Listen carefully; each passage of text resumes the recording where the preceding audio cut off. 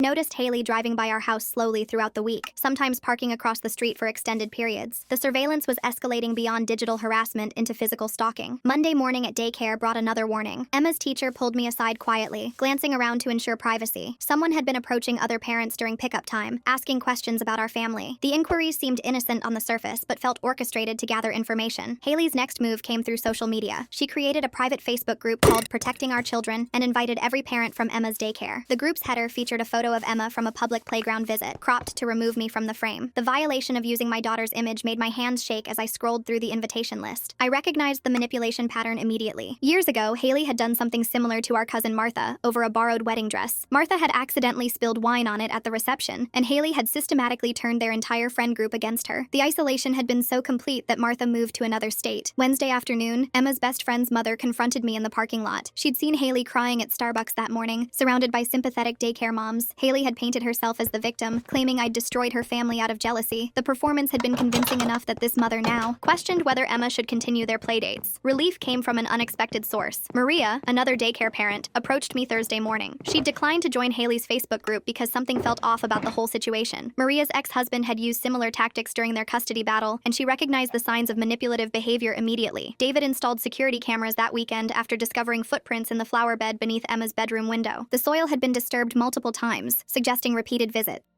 Join Planet Fitness today and save $28 or more. Just $1 down, $15 a month. We also found cigarette butts near the fence, though neither of us smoked and our neighbors didn't either. The police took our report Monday morning but explained the limitations we faced. Without explicit threats or physical contact, pursuing charges would be difficult. The officer suggested documenting everything and considering a restraining order if the behavior escalated. His matter-of-fact tone made it clear how many similar cases he'd seen. Maria introduced me to 3 other parents who'd noticed Haley's aggressive recruiting tactics. They'd all received multiple messages pushing them to join the Facebook group and report any concerns about my parenting. One mother showed me screenshots of Haley's increasingly frantic messages when she'd refused to participate. The playground incident happened Tuesday afternoon. I discovered Haley had been photographing Emma during public playtime, capturing images from various angles. Another parent had noticed and found it strange enough to mention. The photos themselves weren't illegal, but the intent behind them felt sinister. Sophie revealed more disturbing history that evening. 5 years ago, Haley had targeted their friend Jessica when she started dating Haley's ex-boyfriend. The harassment had followed an identical pattern: social media campaigns, workplace interference, and systematic isolation. Jessica had eventually moved away to escape it. My response to Haley's provocations became a study in contrasts. While I maintained my routine and remained calm during daycare interactions, Haley's behavior grew increasingly erratic. 2 parents independently mentioned how composed I seemed compared to Haley's tearful performances and aggressive recruiting. Amy's due date approached rapidly, adding urgency to the situation. She needed Haley excluded from the birth but worried about family backlash. The stress was affecting her pregnancy, and her doctor had already expressed concerns about her blood pressure. Every family gathering became a minefield of potential confrontation. The daycare director called me in for a meeting after reviewing visitor logs. She discovered Haley had signed in 3 times claiming to be conducting a safety observation for the parent committee. No such committee existed, and Haley had manufactured false authority to gain access. The director implemented new security protocols immediately. David and I encountered Haley's husband at the grocery store that Saturday. He looked exhausted, with dark circles under his eyes, and avoided making eye contact. When David tried to make small talk, he mumbled something about being busy and hurried away. The strain on their marriage was becoming visible to everyone. Haley made her first direct offer the following Monday. She cornered me after school drop-off, proposing to forget everything if I publicly apologized and stepped down as godmother. Her desperation showed in how quickly she spoke, words tumbling over each other. I refused calmly, which seemed to infuriate her more than anger would have. 3 more parents reported Haley's approaches over the next few days. One had actually recorded her tearful performance on their phone, capturing the contradictions in her story. The video showed Haley claiming I'd been planning this for years, despite previously saying I'd manipulated Amy in just 6 months. Sophie provided crucial evidence that Wednesday. She had saved text messages from months before showing Haley had already assumed she'd be Amy's baby's godmother. The presumption revealed her sense of entitlement and explained why my selection had triggered such an extreme response. I began to understand the limits of Haley's influence. People who knew her well saw through her manipulations, while newer acquaintances initially believed her stories. Long-term daycare families who'd observed my parenting for years remained supportive, creating a buffer against her campaign. Maria's husband, who worked in IT, helped me compile evidence of digital harassment. He discovered Haley had created multiple fake social media accounts to message my friends and employer. The IP addresses traced back to her home network, providing concrete proof of her orchestrated campaign. David took time off work to support me, despite his boss expressing irritation about the drama affecting his productivity. His choice to prioritize our family over career advancement showed me how much our relationship had grown since my first marriage. We faced this challenge as true partners. Amy and I grew even closer through the shared experience. She revealed more about growing up with Haley, painting a picture of constant manipulation and emotional blackmail. Our chosen sisterhood strengthened with each revelation, built on mutual support rather than biological obligation. Despite having embarrassing information about Haley from our 20-year friendship, I refused to retaliate in kind. My restraint frustrated some supporters who wanted me to fight fire with fire, but I understood that maintaining my integrity was more important than winning through mutual destruction. The school event confrontation exposed Haley's lies publicly. When describing the baby shower situation to a group of parents, she contradicted her own timeline, claiming I'd been absent from Amy's life for years, while also saying I'd manipulated her recently. Several parents noticed the inconsistency immediately. Multiple witnesses began corroborating Haley's concerning behavior around the daycare. Parents compared notes and realized they'd all seen her watching from her car, taking photos, and approaching different people with variations of the same story. The pattern became undeniable when viewed collectively. Haley's husband started doing all school pickups alone. Other parents noticed he looked increasingly worn down, sometimes sitting in his car for long periods before going inside. The family fracture was becoming public, adding another layer to Haley's desperation. The daycare parent network began sharing their experiences more openly. What started as isolated incidents formed a clear picture when connected. Haley's manipulation tactics became less effective as parents communicated with each other, comparing the different versions of her story. Jake's family offered their support after learning about the situation. They'd experienced Haley's behavior during Amy and Jake's wedding, when she'd tried to control every aspect and thrown tantrums over minor decisions. Their validation helped Amy feel less guilty about excluding her sister. Cornered at Amy's prenatal appointment, Haley finally admitted her real motivation. She felt the godmother role was rightfully hers, something she'd assumed without ever discussing it with Amy. The entitlement in her voice revealed how— Looks great. Oh. When termites show up, so do we. Terminix it.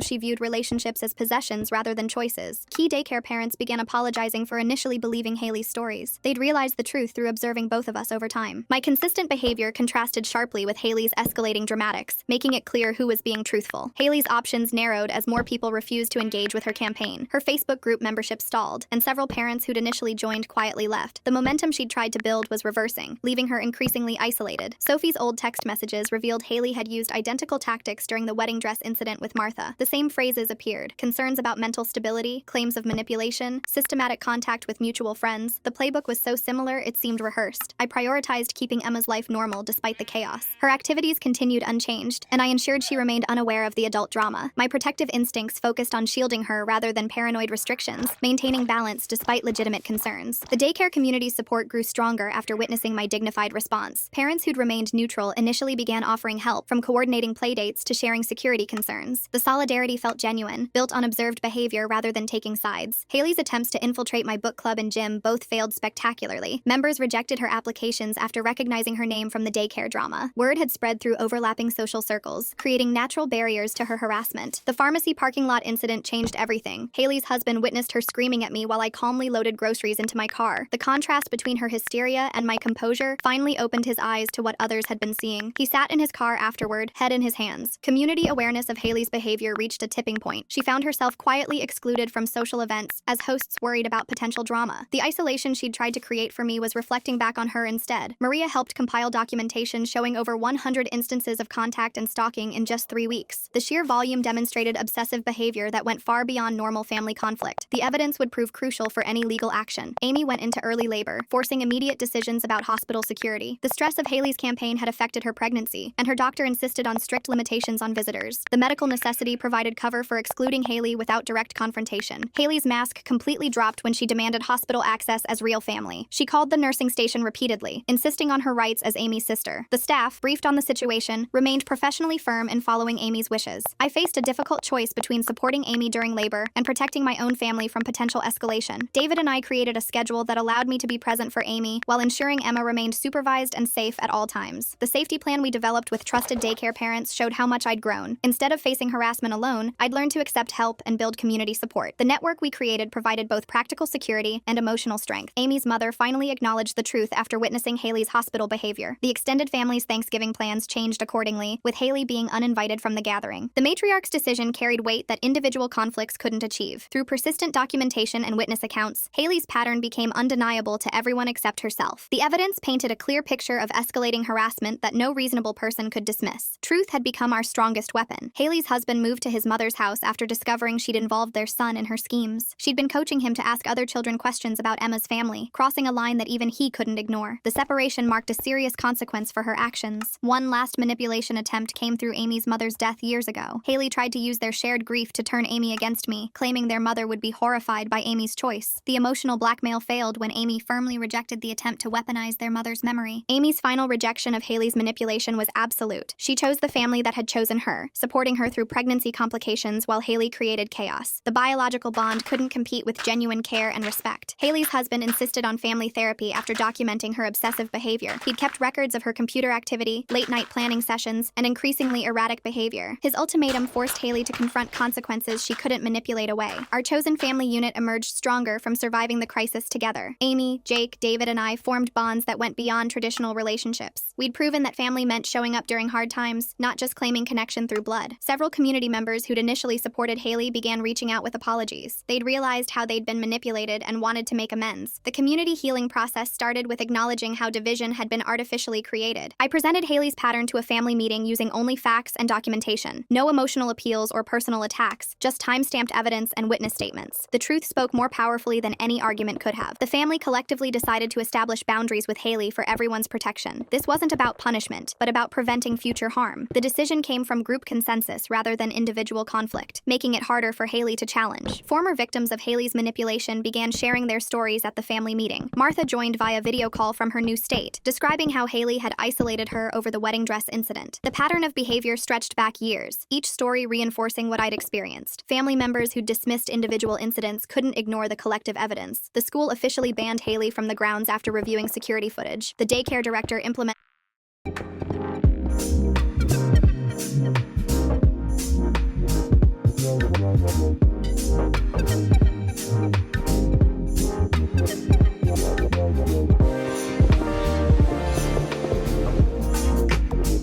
stricter visitor protocols, requiring photo identification and pre-approval for all non-parent visitors. These institutional protections provided a layer of security I hadn't expected, but deeply appreciated. Maria's husband finished compiling the harassment timeline, creating a comprehensive document with screenshots, timestamps, and witness statements. The evidence filled 3 binders, each instance meticulously cataloged. This level of documentation would support any future protective measures we might need. The core family group acknowledged Haley's behavioral pattern during an emotional discussion at Amy's mother's house. Aunts, uncles, and cousins who'd previously remained neutral admitted they'd seen warning signs but hadn't wanted to take sides. Their commitment to supporting victims moving forward felt like a significant shift in family dynamics. That evening at 10 o'clock, our doorbell rang repeatedly. Through the security camera, I watched Haley standing on our porch, pressing the button over and over. She left handwritten notes wedged in the doorframe when we didn't answer. David called the police while I moved Emma to our bedroom, away from the windows. Emma woke terrified by the persistent doorbell ringing. I held her close, humming softly while David handled the situation outside. The police arrived within 15 minutes, their presence finally convincing Haley to leave. She drove away slowly, her taillights disappearing around the corner. Some neighbors questioned whether I'd provoked this response. One couple suggested that family disputes should be handled privately, implying I'd somehow escalated things unnecessarily. Their victim-blaming stung, but I recognized it as ignorance rather than malice. They hadn't lived through systematic harassment. David took Emma to his mother's house the next morning for safety. I stayed behind to deal with the aftermath, cleaning up the scattered notes Haley had left. Each one contained increasingly desperate pleas mixed with veiled threats. The handwriting grew more erratic with each page. The decision to pursue formal protection felt inevitable after the home visit. Despite preferring to handle things privately, I couldn't risk Emma's safety. I gathered the documentation Maria's husband had compiled and prepared to take official action. This choice would trigger Haley's final, most desperate campaign. Family members gathered at Amy's mother's house to discuss establishing boundaries. The meeting had been called to create a unified response to Haley's behavior. Halfway through the discussion, Haley arrived uninvited. Her mother had texted her the location, either from guilt or misguided hope for reconciliation. The ambush became a confrontation when Haley burst through the door. She denied every accusation accusation initially, claiming we'd all misunderstood her intentions. Her performance might have worked before, but the room held too many witnesses to her behavior. The security footage and recordings made denial impossible. When confronted with video evidence of her harassment, Haley's composure cracked. She revealed the core of her resentment, admitting she'd always felt I was the daughter her mother wished she had. The confession explained years of subtle competitiveness I'd never fully understood. Her pain was real, but it didn't excuse her actions. Amy's mother finally broke her silence about Haley's behavior. She admitted seeing how Haley hurt people but had always made excuses, hoping she'd change. The matriarch's acknowledgement of the pattern carried weight with family members who'd been reluctant to take sides. Her words shifted the room's dynamic completely. I faced a choice between pressing charges or accepting family-negotiated boundaries. Criminal prosecution would create lasting legal consequences for Haley and affect both our families for years. The alternative was a mutual no-contact agreement that would establish clear boundaries without involving the courts. After careful consideration, I chose the no-contact agreement. The decision wasn't about forgiveness, but about finding peace through boundaries, rather than punishment. A prolonged legal battle would keep Haley centered in our lives, exactly opposite of what we needed. The agreement would create space for healing. The terms were straightforward but comprehensive. Haley would have no contact with my family through any means. No calls, texts,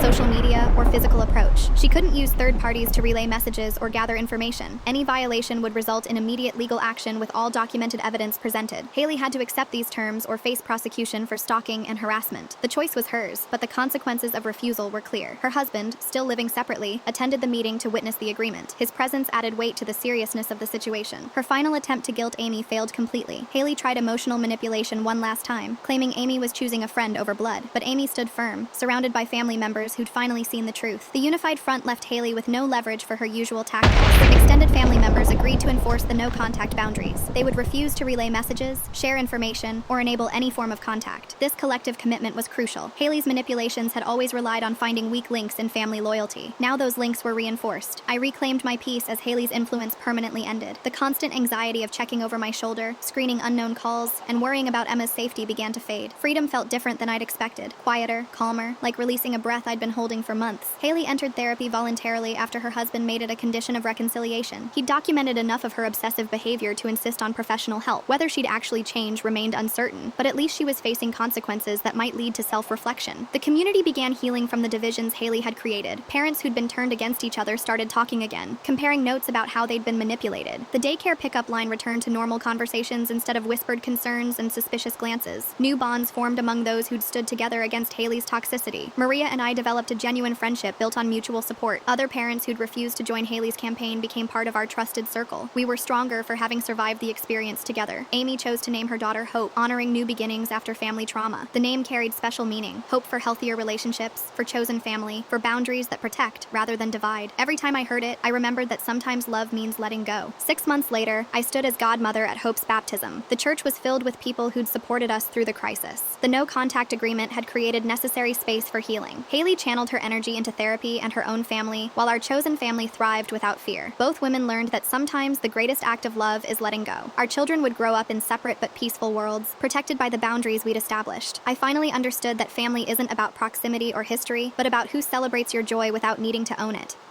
Team Old Spice is coming into the pits! Coconuts and palm trees. Cleansing and refreshing, and is gentle on the skin. 24/7 freshness, he's back in the race! And wins!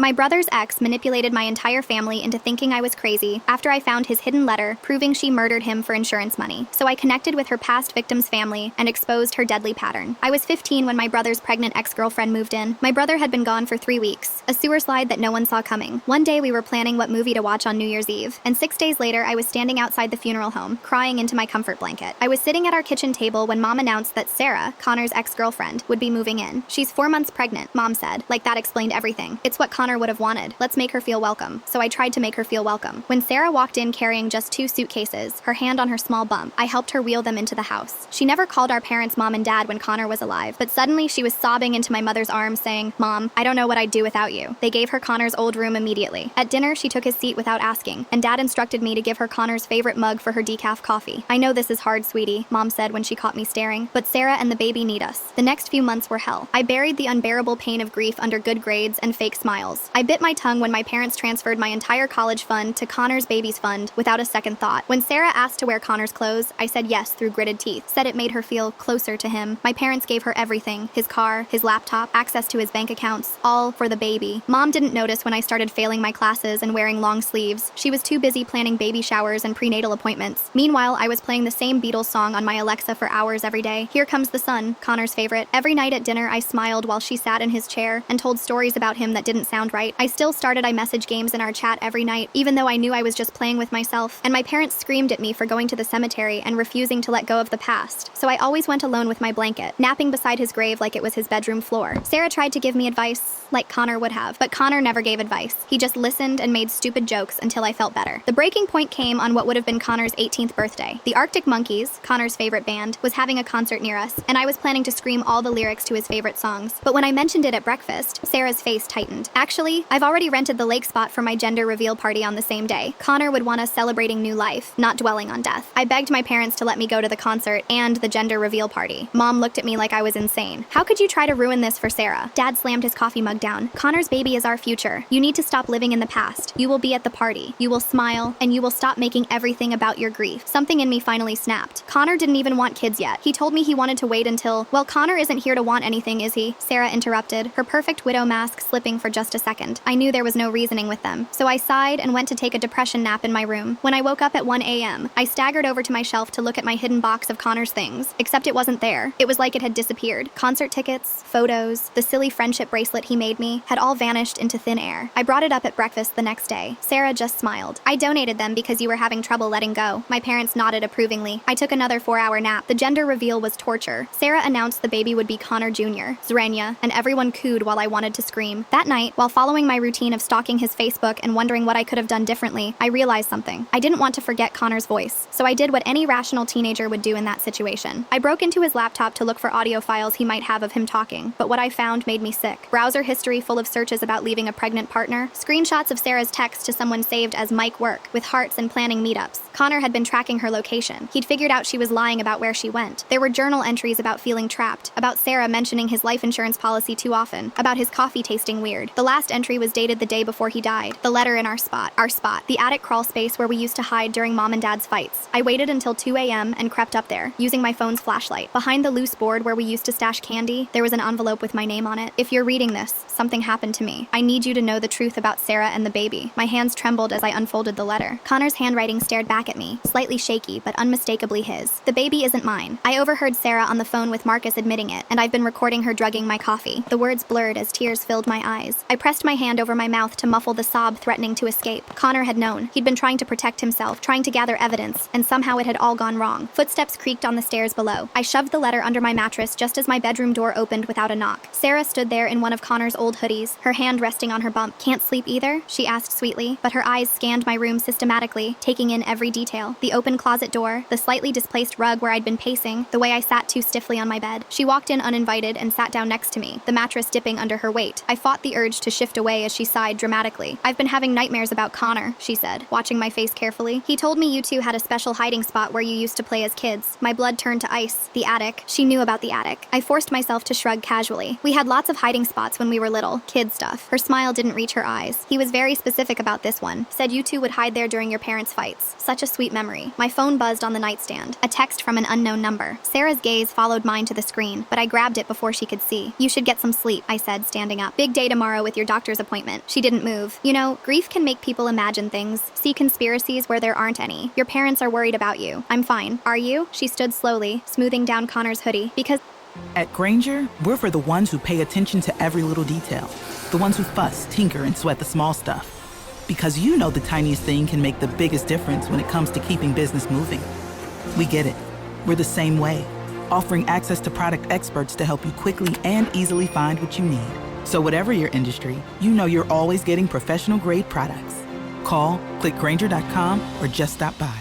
Grainger, for the ones. They mentioned you've been saying some concerning things about me, about the baby. The threat hung in the air between us. I stayed silent. Sleep well, she said finally, pausing at my door. Oh, and that loose floorboard in your closet? You might want to fix that. Wouldn't want you to trip. After she left, I checked my phone with shaking hands. The text was from Jade, my best friend, using a number I didn't recognize. Got burner phone. My sister Emma saw Sarah at hospital pharmacy buying Ambien with Connor's prescription 2 days before he died. Meet me before school. I barely slept, clutching Connor's letter under my pillow. When morning came, I dragged myself downstairs to find my parents and Sarah already at the breakfast table. Perfect timing, Mom said brightly. We have something to discuss. Dad cleared his throat. Sarah brought to our attention that you've been struggling more than we realized. We've decided family therapy would be beneficial. Starting today, Sarah added, buttering her toast. I've already made the appointment with Dr. Mills. She's wonderful. We were in the same sorority. Of course she was. I have school, I protested. Already cleared it with the principal, Mom said. This is more important. At school, I'd barely made it to my locker when the intercom crackled to life. Please send the following student to the principal's office immediately. My name echoed through the hallway. Other students stared as I walked to the office, my face burning. Principal Johnson sat behind his desk looking concerned, with Ms. Rodriguez, the school counselor, beside him. Have a seat, he said gently. We received a call from your family about some concerning behavior. Ms. Rodriguez will be checking in with you daily from now on. What concerning behavior? I asked. Ms. Rodriguez leaned forward. Your stepmother mentioned you've been fixated on conspiracy theories about your brother's death, making accusations. We want to help you process your grief in a healthy way. Stepmother, the word made me want to scream. She's not my stepmother, I said quietly, and I'm processing fine. They exchanged looks. Daily check-ins, Principal Johnson repeated. Non-negotiable. After school, I rushed home to find Sarah in Connor's room. She had his journals spread across the bed, systematically tearing out pages. What are you doing? I lunged for the nearest journal. She grabbed my wrist, her nails digging in hard enough to bruise. These pages might upset your parents. I'm protecting them. Those are Connor's private thoughts. Her grip tightened, and she leaned close enough that I could smell her perfume, something floral and cloying that made my stomach turn. You don't want to make me upset, she hissed. Not in my condition. I yanked my arm away, cradling my bruised wrist. Several torn pages fluttered to the floor. Entries about bruises on his arms, about feeling trapped, about Sarah's violence. That evening, my phone lit up with notifications. Sarah had started a group text with our extended family, concerned about our sweet girl's mental health. She's been having delusions about me and making wild accusations. Grief manifests in strange ways. Please be patient with her during this difficult time. Uncle Pete replied immediately. I've noticed her acting strange too. Happy to help get her the help she needs. Aunt Catherine. Poor thing. Losing Connor has clearly been too much. I wanted to throw my phone across the room. Instead, I opened Connor's Google account on my laptop. I still remembered his password from when he'd asked me to check his email once. His location history was still there. Screenshots flew from my phone to the cloud as I documented Sarah's pharmacy visits, her patterns, her timeline. My fingers moved frantically, knowing she could change the passwords any moment. A message popped up from Marcus's girlfriend, Becca. Hey, weird thing. Sarah just showed up at our apartment demanding to talk to Marcus. He locked himself in the bedroom and won't come out. She was pounding on the door, screaming about needing to get their story straight. Thought you should know. The next day's therapy session was a nightmare. Dr. Mills, a polished woman who looked like she'd stepped out of Sarah's Instagram feed, sat across from us with a sympathetic smile. I understand you've been struggling with some jealousy issues, she said to me. It's natural to feel displaced when a new baby is coming. I'm not jealous, I said flatly. Sarah dabbed at her eyes with a tissue. She's been saying I hurt Connor, that I'm lying about the baby. It's been so hard. Dr. Mills made notes. Delusional thinking can be a symptom of complicated grief. These fantasies about Sarah stem from your inability to accept Connor's choice. I noticed she'd already written something before I'd even spoken. Pulling out my phone, I pretended to check the time but snapped a photo of her notes. Later, zooming in, I'd see she'd twisted everything. An old text to Connor saying I hate her about our English teacher was recorded as being about Sarah. After the session, Sarah created a shared family calendar on everyone's phones. Every minute of my day was scheduled. For your safety, she explained to my parents. So we know where you are if you need help. School, therapy, home, study time, supervised, family dinner, bed by 9 p.m., no deviations allowed. When Jade tried to come over that weekend, Sarah met her at the door. I'm sorry, but she's not allowed visitors right now, Sarah said sweetly. She's been having some mental health challenges, and her therapist thinks socializing with people who enable her fixations would be harmful. Enable what? Jade demanded. My parents appeared behind Sarah. Please respect our family's privacy during this difficult time, Dad said firmly. I watched from my window as Jade left, her face twisted with frustration. My phone buzzed. Another unknown number. Meet me at the old playground on Maple, midnight. Bring Connor's journal photos. Jay. The next week was suffocating. Ms. Rodriguez dutifully checked on me daily, her concern genuine but misguided. During one session, she mentioned Sarah had called worried about threats I'd allegedly made. I'm mandated to report these concerns, she said gently, but I want to hear your side. I never threatened anyone, I said. She showed me an email from Sarah with screenshots of texts I'd never sent, messages threatening to hurt her and the baby if she didn't leave. They were clearly fabricated, but how could I prove it? That night, I snuck out through my window and met Jade at the abandoned playground. She pulled me into a fierce hug. I believe you, she whispered, about everything. I showed her the photos I'd taken of Connor's journal entries, the bruises on his arms, the dated entries about Sarah's violence. One entry made us both.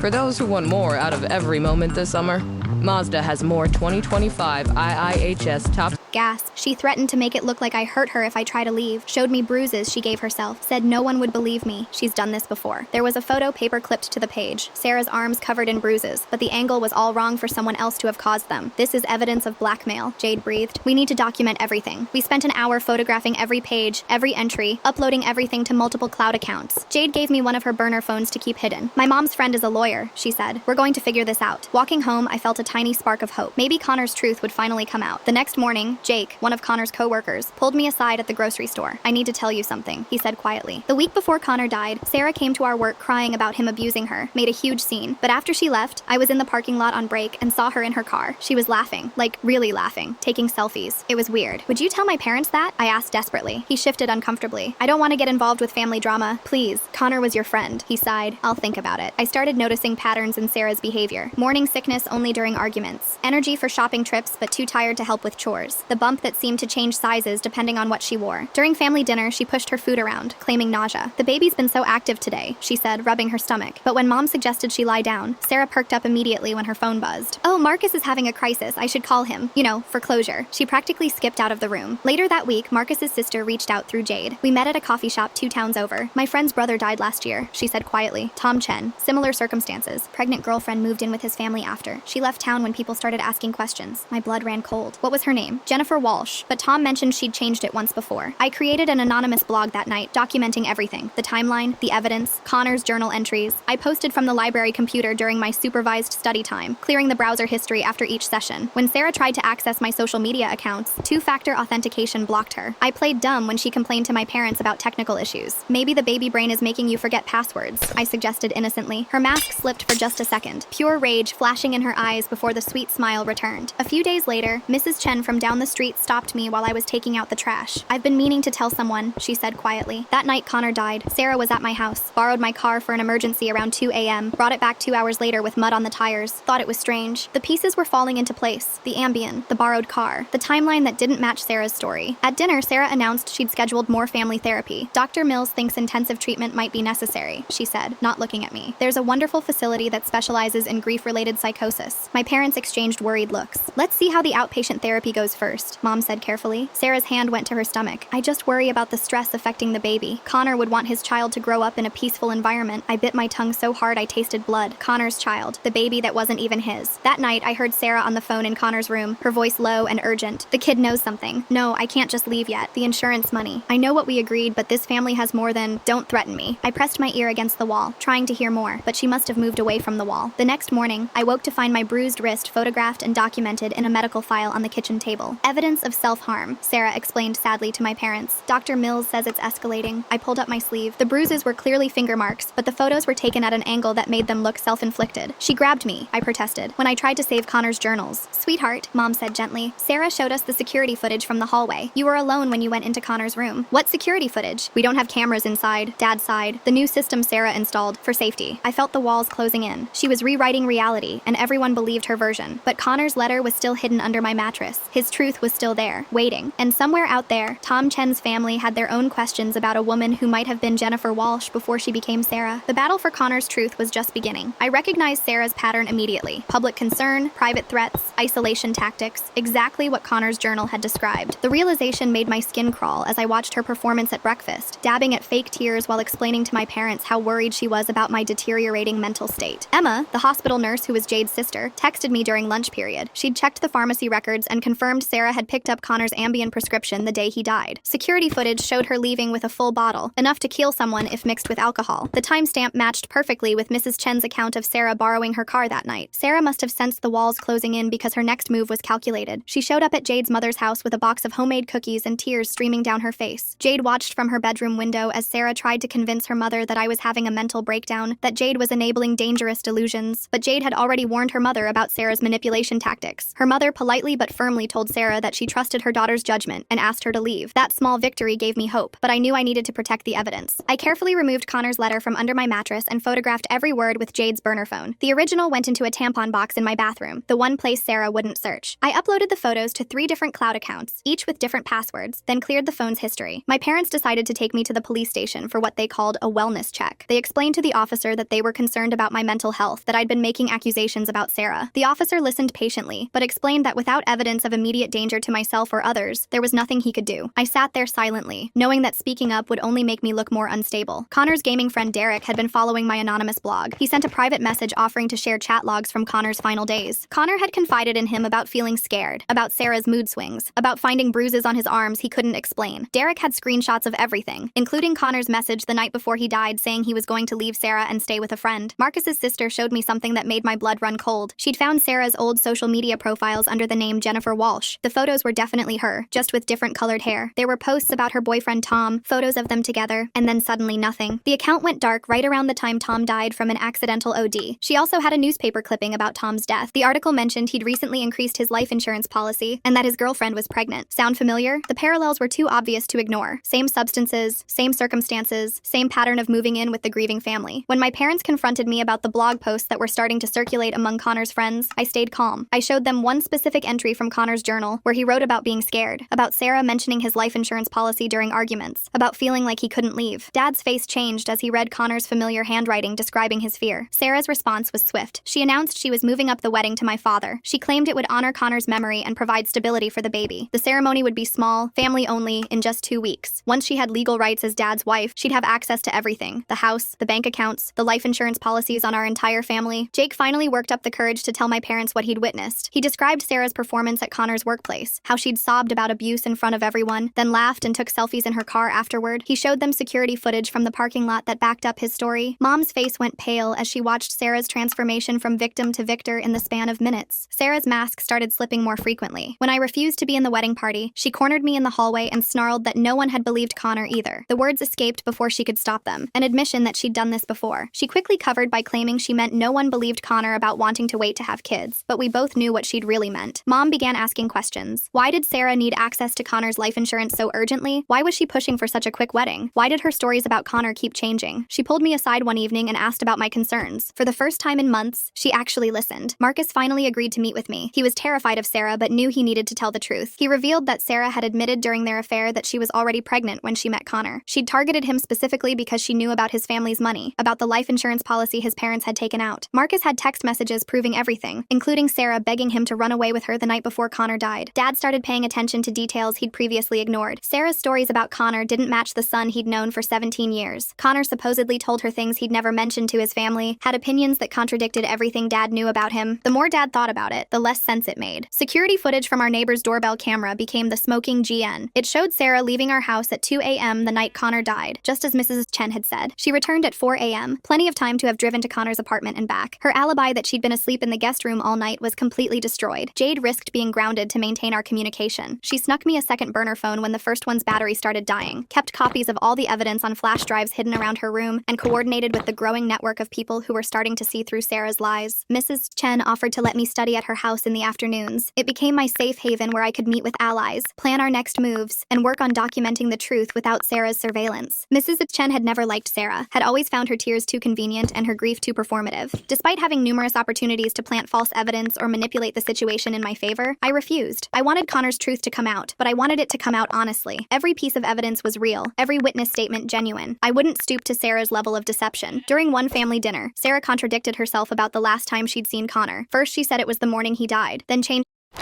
The one-of-a-kind joy of Special K and ice-cold milk.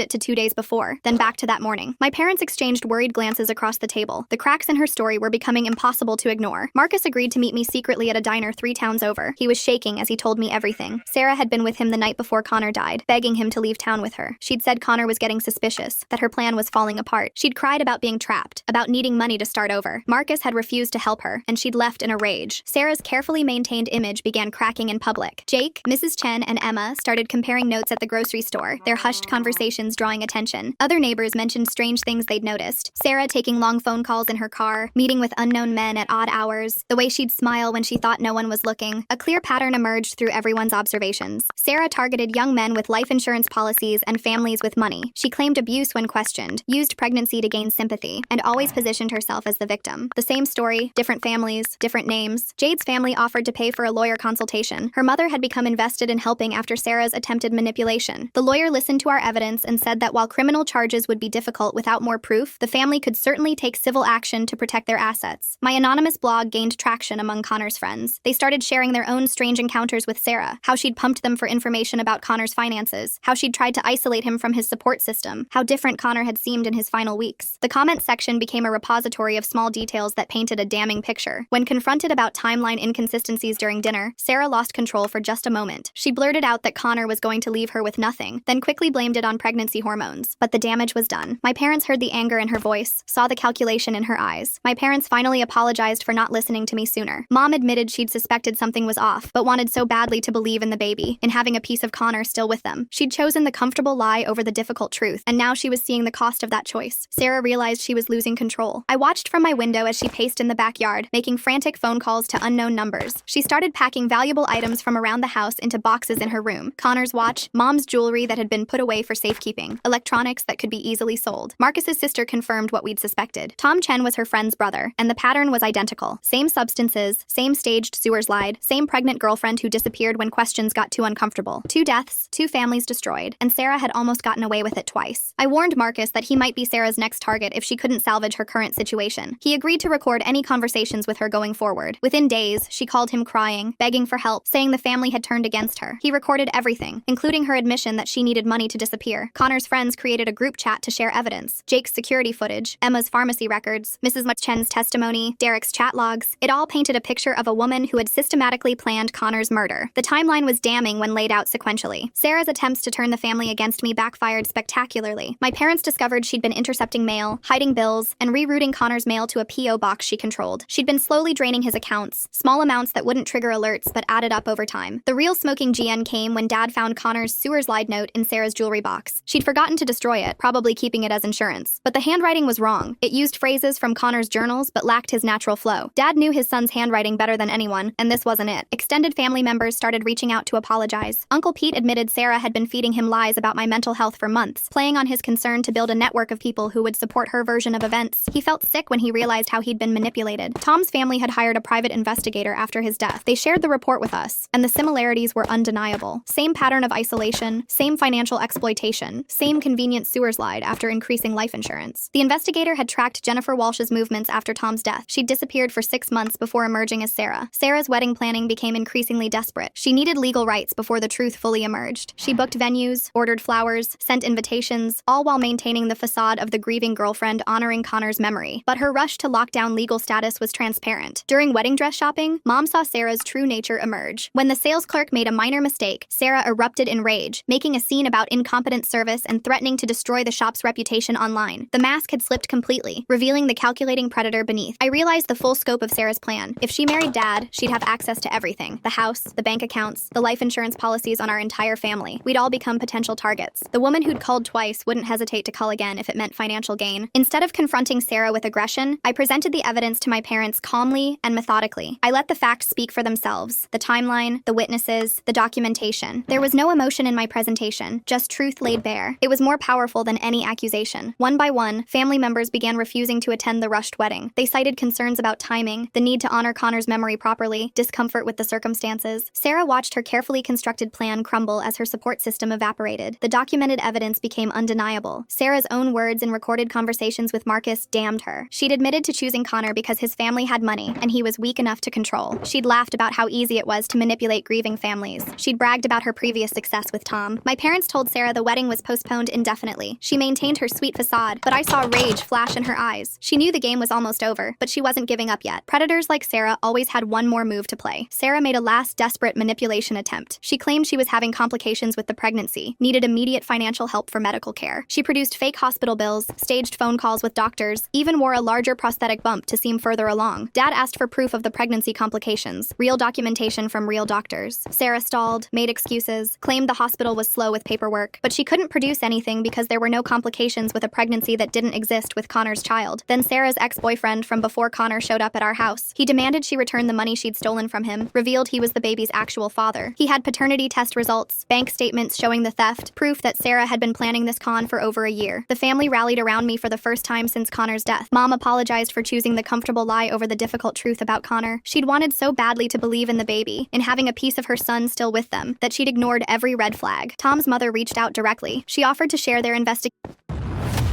There is no limitation. We won't challenge completely.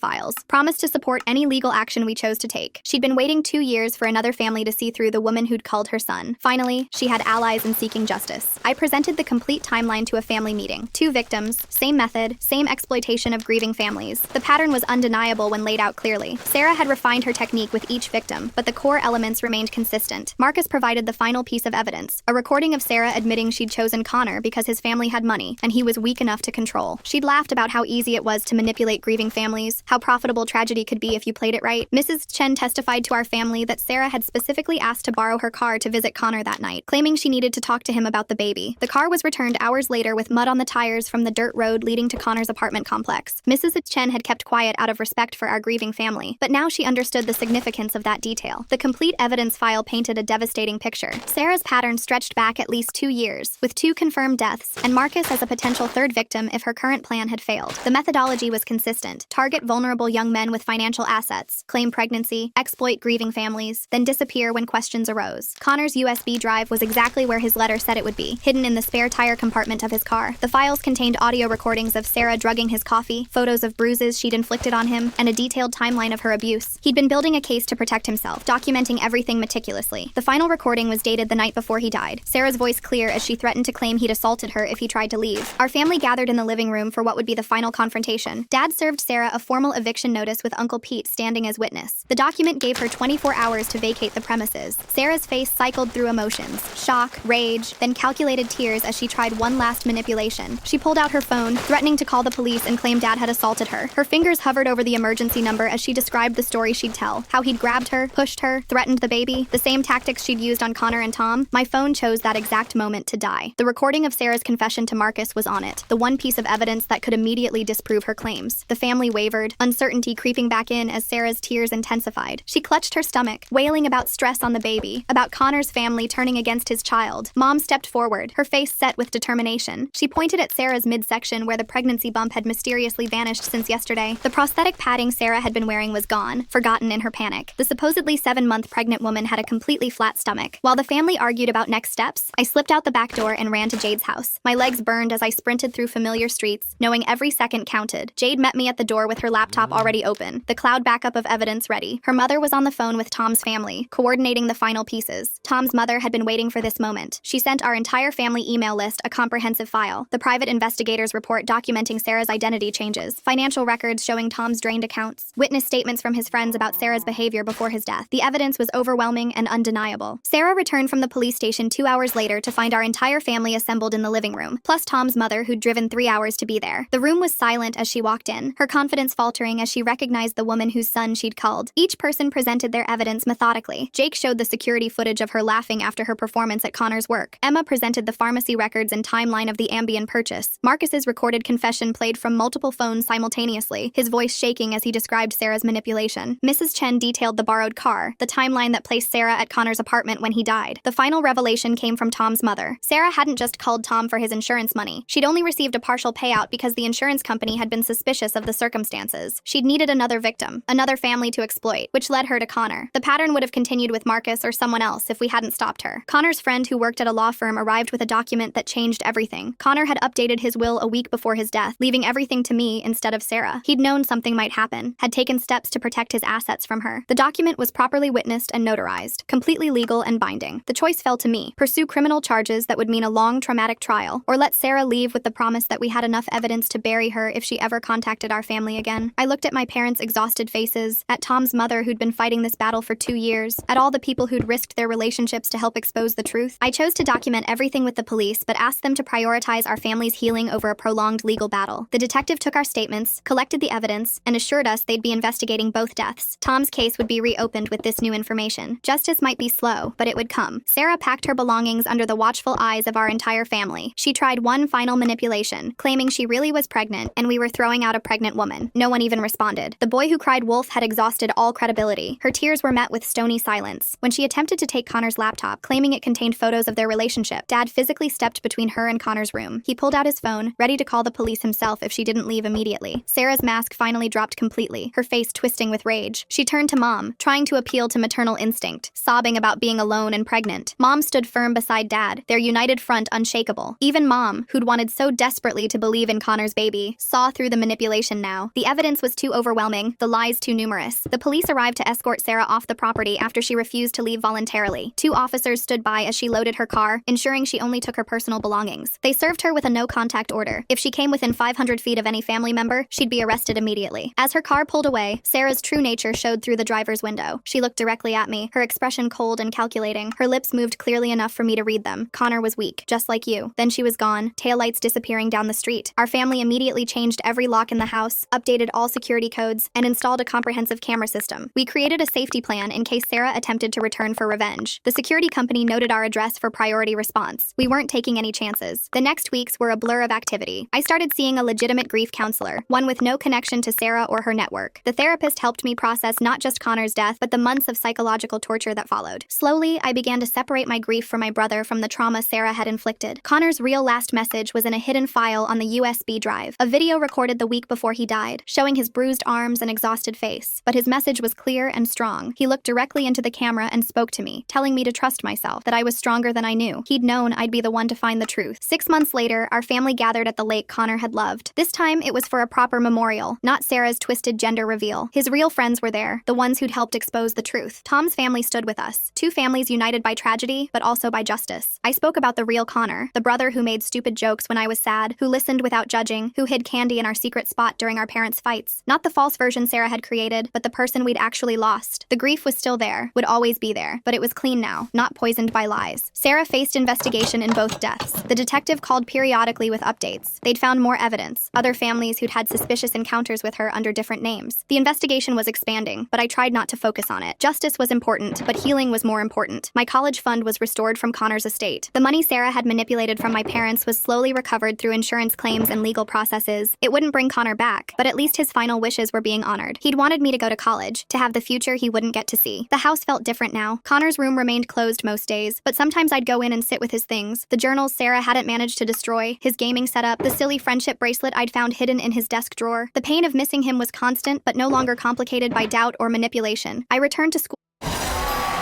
24/7 shower fresh. By Old Spice Fiji.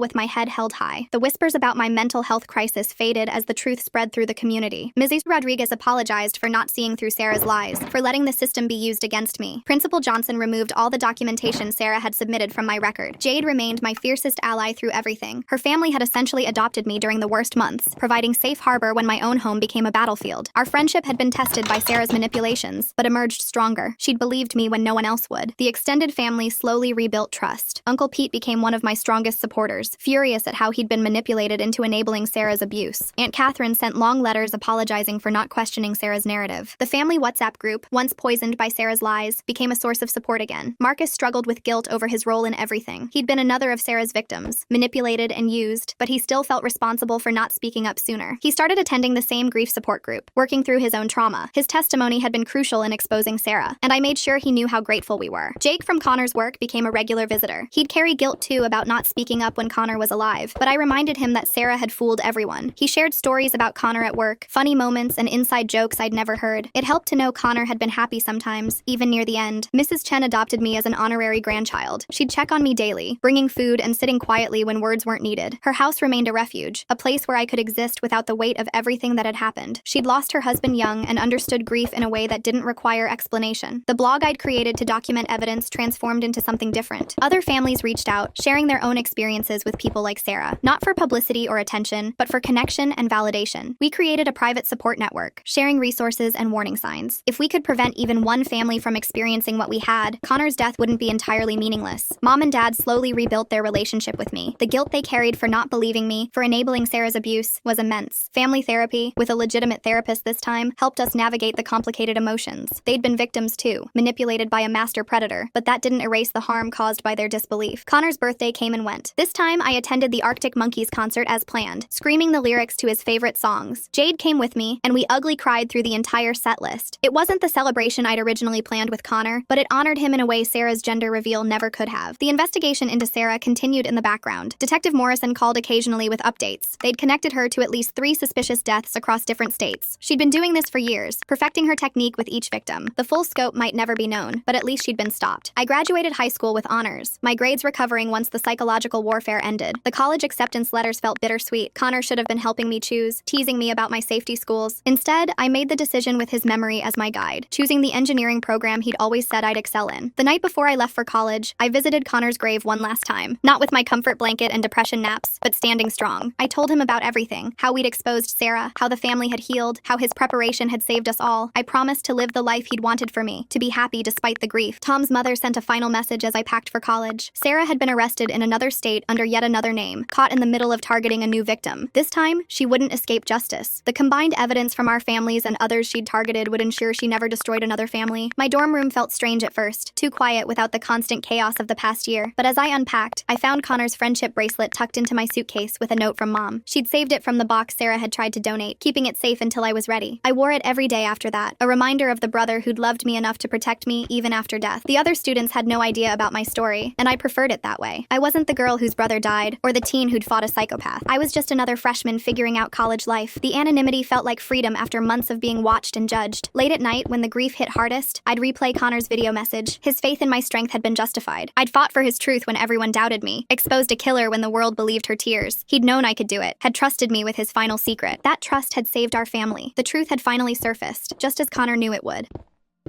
I took the fall for my sister's $3,200 mistake at work. 3 years later, when she harassed me until I finally told the truth, she had me fired, evicted, and placed under conservatorship, then texted me about learning financial responsibility with a shrug emoji. I never responded. I just made sure that the next time she came across my name, she'd stop everything and pray for mercy. Me and my sister Isabella were like the sun and the moon, but in the worst way possible. When we were kids, she'd get straight A's while I got B's, and my parents would ask why I couldn't be more like her. By senior year, the divide was pretty established. Isabella had just landed this amazing marketing internship at some fancy firm downtown. My parents literally threw her a party. When I got into art school a month later, my dad asked if I'd considered something more stable, like Isabella's doing. 3 weeks into her internship, Isabella showed up in my room at 2 a.m, and I knew something was wrong because she never came to my side of the house. Her mascara was everywhere, and she was doing that hiccup crying thing. I messed up, she kept saying. I messed up so bad. Turns out she'd maxed out Mom's emergency credit card buying work clothes. $3,200. I almost choked when she said the number. Everyone there dresses like they walked out of Vogue, she said, grabbing my hands. I didn't know. I just wanted to fit in. Grace, you have to help me. I remember staring at her, not getting it. Just tell Mom the truth. She'll understand, I responded. Isabella actually laughed, but it was bitter. Are you kidding? She'll make me quit. She'll say I'm not ready for the real world. Then she said the thing that got me. You have to say it was you. Mom already thinks you waste money on your goth clothes. She'll believe it. And she won't punish you as hard because she didn't finish, but I knew what she meant. Because Mom already expected me to screw up. So I did it. I took the fall. The next morning when Mom found the charges, Isabella was conveniently at her internship. I sat there while Mom cut up the credit card, lecturing me about gothic accessories not making you special. I got a job at a coffee shop the next day, then added nights at a gas station. My life became flooded with 50-hour work weeks and calculus homework. Meanwhile, Isabella would come home gushing about client dinners, wearing her new designer clothes that I was paying for. The worst part was how much she'd changed. After she got promoted to junior coordinator, she'd make these comments. This whole thing was probably good for you, Grace. Finally learning financial responsibility. When I asked about her paying me back after 6 months, she actually said I should thank her for the life lesson. Fast forward 3 years. Our whole extended family was at Thanksgiving, and I just mentioned taking out loans for grad school. Isabella's eyes lit up with that familiar predatory gleam. She launched into a speech about financial responsibility, loud enough for everyone to hear. The whole table was listening as she painted a picture of my supposed $3,200 gothic shopping spree, how Mom and Dad had to teach me a hard lesson, how I'd worked all those awful hours to pay back my irresponsible debt. Something in me just snapped. 3 years of keeping quiet, 3 years of being the family disappointment while she played the perfect daughter in clothes I'd paid for. Actually, I heard myself say, since we're sharing financial wisdom, why don't you tell everyone what that money really bought? The table went silent. Isabella's smile froze as I pulled out my phone, explaining how working retail taught me to keep receipts. I listed every designer purchase, the Diane von Furstenberg dress, the Jimmy Choo heels, the entire professional wardrobe she was so proud of, all purchased May 15th, 2019, 3 weeks into her internship. The room stayed quiet as I explained the real story, how she'd begged me to take the fall, how I'd worked 50 hours a week my senior year, missing my own art show to cover shifts, falling asleep at graduation from exhaustion, all while she got promoted wearing clothes I'd paid for. Mom's fork clattered onto her plate. Isabella opened and closed her mouth like a fish, trying to form words. When she finally managed to stammer something about me needing to learn a lesson, I lost it completely. I told everyone about the constant sleep deprivation, doing homework at gas stations, watching my sister climb the corporate ladder in heels bought with my minimum wage paychecks. Uncle Richard, who toasted Isabella an hour earlier as the successful niece, sat frozen. Aunt Martha stared at Isabella like she was seeing her for the first time. The golden child image was crumbling in real time. My God, Mom whispered, staring at Isabella. We punished Grace for months. We made her pay back every penny while you... Her voice broke. I stared at my parents, who both had tears in their eyes, and scoffed. Too little, too late. The next morning, I woke up to 47 missed calls. My art school acceptance had been withdrawn due to an anonymous tip about academic dishonesty. My phone buzzed again, then again. I grabbed it with shaking hands, scrolling through the notifications. Art school admissions, my portfolio advisor, the dean's office, each message more urgent than the last. I stumbled out of bed, nearly tripping over yesterday's clothes. My hands trembled as I dialed the admissions office. The hold music felt like it was mocking me. 7 minutes of cheerful piano while my future crumbled. The admissions officer's voice was carefully neutral when she finally answered. Someone had sent them evidence that I'd plagiarized my portfolio piece pieces. Screenshots from my Instagram, edited to show earlier timestamps than my submitted work. They'd received everything at 6:47 a.m., complete with a detailed analysis of how I'd supposedly stolen designs from various artists. My phone vibrated mid-call. A text from Isabella popped up on the screen. My stomach dropped as I read it. She'd written about financial responsibility and protecting my work, about password protection for cloud storage. The shrug emoji at the end made my blood boil. But when I tried to screenshot her confession, my screen went black, then flickered back on, then black again. I remembered that night in 2019, Isabella borrowing my phone to call mom when hers died. She'd had it for 20 minutes, said she needed to check something for work too. I'd been too exhausted from my double shifts to think about it. The admissions officer was still talking, explaining their review process when mom's call came through. I hung up on the school and answered, already knowing what was coming. Mom launched into her attack before I could speak. How dare I humiliate Isabella at Thanksgiving? After everything our family had done for me, Isabella had called her crying this morning, devastated by my cruelty. I needed to apologize immediately. I tried explaining about the art school, about Isabella's text, but mom cut me off. This was just like me, she said, always making everything about myself, always playing the victim. After she hung up, I raced to my laptop. My hands shook as I typed my Google password. Invalid. I tried again. Invalid. Password reset. The recovery email had been changed. The security questions too. When had I given Isabella access to fix my account security? Right after the credit card incident. She'd insisted on helping me set up two-factor authentication. The doorbell rang downstairs. Through my window, I watched Isabella's car pull into our parents' driveway. She got out carrying a tray of coffee and a pink bakery box, playing the perfect daughter while my life fell apart. My phone rang. My manager from the coffee shop, voice tight with barely controlled anger. Someone had filed a complaint about me stealing tips. Anonymous, of course, but very detailed. They knew about specific shifts, specific amounts. I needed to come in immediately to discuss my employment. I stared at the phone after he hung up. The coffee shop was 20 minutes away. The art school dean would be in his office in 30 minutes. I couldn't be in both places. I chose the school. The coffee shop job was just money. The art school was everything I'd worked for. By the time I called back to explain, it was too late. He'd already decided. 3 years of perfect attendance, stellar reviews, customer compliments, none of it mattered against an anonymous complaint. Don't bother coming in for your last check, he said. They'd mail it. I sat on my bed, still in yesterday's clothes, watching through my window as Isabella hugged our parents in the kitchen below. She'd changed into a soft pink sweater, her hair in a messy bun, the grieving sister, seeking comfort from her family. My phone lit up with an Instagram notification. Isabella had posted a story. I clicked it before I could stop myself. A selfie with our parents, coffee cups raised. The caption read, "Healing begins with truth." In the background, barely visible on the kitchen counter, lay a familiar piece of fabric, the Diane von Furstenberg dress, the one I'd paid for with 3 weeks of double shifts. The dean's office called while I was still staring at the photo. The evidence against me was comprehensive. Videos compiled from my Instagram stories, showing me working on pieces. Audio spliced in from somewhere else. Me talking about taking inspiration from established artists. The timestamps showed these videos predated my portfolio submission by months, but I recognized my own voice in the audio. Conversations with Isabella from years ago, recorded without my knowledge. Talks about my art process, taken completely out of context. She'd been collecting evidence for years. My best friend Mia texted next. Isabella had reached out to her boyfriend with concerns about my mental health. Screenshots of messages I'd supposedly sent, talking about dark thoughts. Mia wanted to know if I was okay, but there was distance in her words. Doubt. I threw on clothes and ordered an Uber to campus. 20 minutes in traffic, refreshing my email, watching my future disappear in real time. The driver kept glancing at me in the mirror as I muttered to myself, trying to piece together how many ways Isabella had accessed my life. The art building looked different somehow, smaller, like it was already rejecting me. I ran up 3 flights to Professor Martinez's office. He usually kept my physical portfolio there, said he liked showing it to other faculty. The office door was open. Professor Martinez sat at his desk. My portfolio spread before him. Several pages were missing. The ones that most clearly showed my artistic development, my unique style evolution. He looked up when I entered, his expression unreadable. The security footage from last night had corrupted, he said. But the janitor mentioned seeing someone, a nice blonde lady who said she was my sister, picking up something I'd left behind. My phone buzzed. Isabella again, this time about my gas station job. She'd already reached out to that manager too, sharing her concerns about my confession at Thanksgiving, about my history of financial irresponsibility. I sank into the chair across from Professor Martinez. 3 years of work, scattered across his desk with gaping holes. The remaining pieces looked disconnected, amateur without the context of the missing pages. My roommate texted while I sat there. She'd gotten emails about my theft history, anonymous but detailed. She wanted to talk about our living situation. The trust was gone, she said. Could I start looking for somewhere else? I opened my password manager app on my phone, desperate for any access to my accounts. The last login showed Isabella's device, 3 days ago. How? Then I remembered. That night in 2019, after she'd borrowed my phone, she'd been so insistent about helping me organize my passwords, said I needed better security. I'd given her my master password for emergencies. My phone screen went black again. This time it stayed dark for 30 seconds before coming back. A reminder that Isabella could watch everything I did. The gas station manager called while I was still in Professor Martinez's office. Isabella had visited in person, he said, as a concerned sister. She'd brought printouts of my confession at dinner. He appreciated her looking out for me, but he couldn't have someone with admitted theft history handling cash. 2 jobs gone in 1 morning. My savings would last maybe 2 months if I was careful. Less if I had to find a new apartment. I walked back outside, squinting in the morning sun. My Uber driver had long since left. I'd have to take the bus home. While waiting at the stop, I noticed something in my email. A legal document, filed 2 days before Thanksgiving. Isabella petitioning to become my financial guardian, citing a pattern of irresponsible behavior requiring intervention. 2 days before Thanksgiving, before I'd said anything about the dress. She'd been planning this. The bus ride home took 40 minutes. I spent it piecing together the timeline. Every borrowed phone, every helpful security fix, every recorded conversation. Years of preparation for this moment. When I got home, Isabella's car was gone, but the damage was done. Mom barely looked at me when I walked in. Dad muttered something about disappointment and went to his study. I climbed the stairs to my room, each step heavier than the last. My laptop sat open on my desk. Google still denying me access. My phone buzzed with another text. The roommate again. She wanted me out by the end of the week. I stared at my reflection in the black phone screen. 3 years ago, I'd been the girl who took the fall to protect her sister. Now I was the girl who'd lost everything because I'd finally told the truth. The irony wasn't lost on me. Isabella had taught me about financial responsibility after all. She'd shown me the cost of trust, the price of family loyalty. The lesson had just taken 3 years to complete. My phone buzzed one more time. An email from the art school. They'd be conducting a formal review, but I should proceed under the assumption that my acceptance was void. They took academic integrity very seriously. I sat on my bed, in the same spot where Isabella had cried 3 years ago. No tears came. Just a hollow understanding that this was only the beginning. Isabella had had 3 years to plan. I'd had 1 dinner to tell the truth. The score was already decided. I packed what I could fit in 2 suitcases while my parents stayed downstairs, pretending I didn't exist. The eviction notice from my roommate meant I had nowhere to go except back to this house where I was now unwelcome. My hands moved mechanically folding clothes while my mind raced through Isabella's systematic destruction of my life. The doorbell rang. Through my window, I watched a process server hand Dad papers. His face went pale as he read them. Within minutes, both parents were at my door. Mom held the restraining order petition, her hands shaking. Isabella had filed it that morning, citing my escalating harassment and the threatening confrontation at Thanksgiving. Dad's voice was cold as he explained I couldn't stay here if Isabella felt unsafe visiting. They'd already consulted their lawyer. I had 24 hours to find somewhere else, or they'd have to formally evict me to comply with the potential order. I called Aunt Martha, swallowing my pride. She listened to my explanation, then sighed. She had a spare room, but only if I admitted my mistakes and agreed to therapy for my jealousy issues. Isabella had already called her, crying about my obsession with her success. My phone buzzed. The gas station manager had reconsidered and would give me one last shift tonight to collect my things and final paycheck. I accepted, desperate for any income. That evening, I worked my final shift in a haze. Regular customers avoided eye contact. Word had spread about my theft confession at Thanksgiving. Isabella's version of events had already become the truth in everyone's minds. During my break, I discovered Isabella's latest move. She posted in our neighborhood Facebook group about feeling unsafe after my public attack. The comments were brutal. People I'd known for years called me unstable, suggested I needed help, praised Isabella for her strength in speaking out. My phone screen flickered black again. When it came back, my Instagram account was logged out. The password had been changed. My digital art portfolio, years of work, locked away. Isabella was erasing me piece by piece. Back at my parents' house after midnight, I found my belongings already packed in boxes by the front door. A note from Mom said they'd paid for a week at a motel nearby. Until you figure things out, she'd written. No signature. The motel room smelled like cigarettes and disappointment. I sat on the thin mattress, laptop open, trying to access any of my accounts. Everything was locked. But then I remembered something. My old tablet, the one I'd used freshman year before upgrading. It might still be logged into my cloud storage from before Isabella's security help. I drove to the storage unit where I'd kept my college things. My hands fumbled with the lock in the dark. Inside, buried under art supplies, I found the tablet. Dead battery. I sat in my car, charging it from the cigarette lighter, praying. It powered on. Still logged in. My heart raced as I accessed my cloud storage, downloading everything I could before Isabella noticed the security gap. Portfolio pieces, photos, documents, all transferring to a USB drive I'd bought at a gas station. My phone rang. Liam McMahon, a name I didn't recognize. He identified himself as a former intern at Isabella's company, fired 6 months ago for misusing company funds. He'd seen my Facebook post about the Thanksgiving incident. He had information about Isabella but needed to meet in person. The next morning, I met Marcus at a diner 2 towns over. He looked exhausted, working 3 jobs since Isabella had destroyed his career. He showed me emails, receipts,